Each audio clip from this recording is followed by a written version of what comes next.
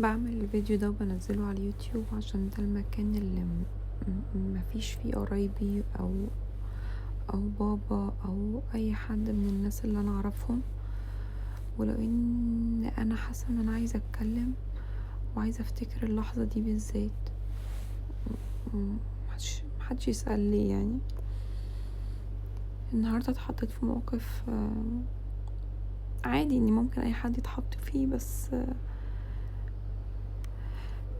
حسيت فيه احساس غريب يعني.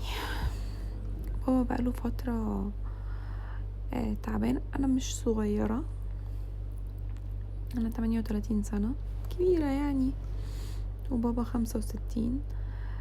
بس فعادي ان اي حد بيكبر اكيد بيتعب، بيجيله فترات كده بيتعب ودنيته متبقاش زي الاول، خصوصا ان انا بابا مدخن شره جدا. فهو من زمان هو عنده زي انسداد في شرايين رجليه، واكيد طبعا في بقية جسمه. بس المرة دي هو بقاله فترة حاسس ان هو مش متزن وبتاع. اتضح النهاردة ان هو عنده انسداد في الشرايين اللي هي عند الرقبة اللي بتوصل اكسجين للمخ، وان هو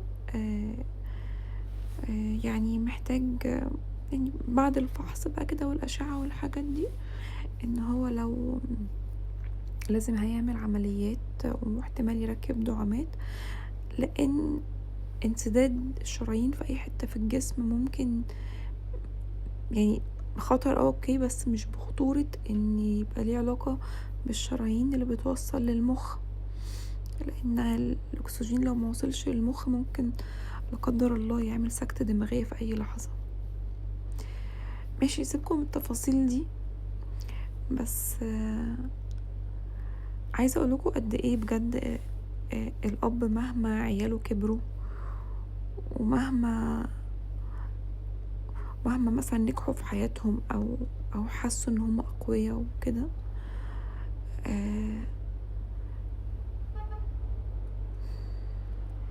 اللحظة بتاعت اللي الاب فيها بيبقى ضعيف او خايف،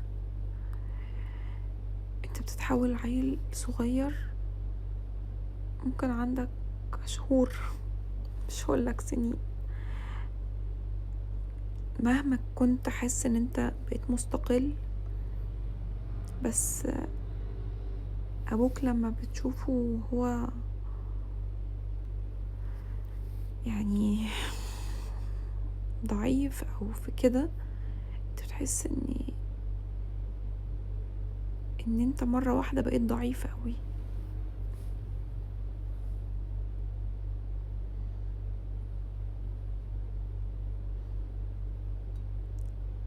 احساس القوة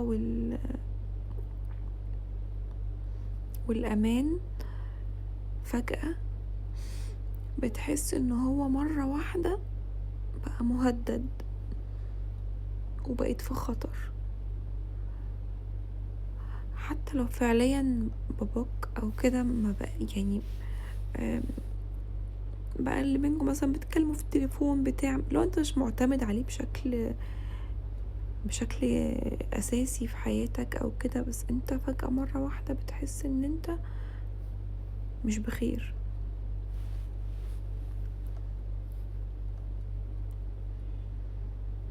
ربنا يشفيه ويعافيه، ما يورناش فيه حاجة وحشة خالص. لكن الأب لما بيخاف أو لما بيضعف أو لما بيبعد أو كده، مش قادرة أقول لكم تأثيره على العيال بيبقى عامل ازاي مهما كبروا. عشان كده لو انتوا لسه صغيرين في السن، لو انتوا أبهات ولسه صغيرين في السن، خليكوا عارفين ان تأثيركم كبير قوي قوي قوي قوي على عيالكم. العيال ممكن تجيلهم فوبيا من حاجة شافوك انت ضعيف قدامها. يعني بابا مثلا طول عمره عنده فوبيا من الحقن مثلا او كده، انا عندي فوبيا لان هو بابا عنده فوبيا، وبابا جات له اصلا الفوبيا دي انه شاف ابوه بياخد حقنة وكان بيتألم قوي وهو بياخدها. ف بنسمعها كتير، الأب هو الأمان دي، بس الواحد بيسمعها كتير قوي بس فاكرها مجازا، لكن دي حقيقي فعلا. هي نفسيا إحساس الأمان مرتبط بالراجل ده، حتى لو ما كانش صاحب منصب كبير ولا مسؤول ولا مسنود ولا الكلام ده، هو بس أبوك. بس جواك كده انت حاسس ان هو ده، طول ما هو بخير انت الدنيا تمام بخير، كل حاجة محلولة. مش عارفة اقول كده ليه، بس خفت قوي.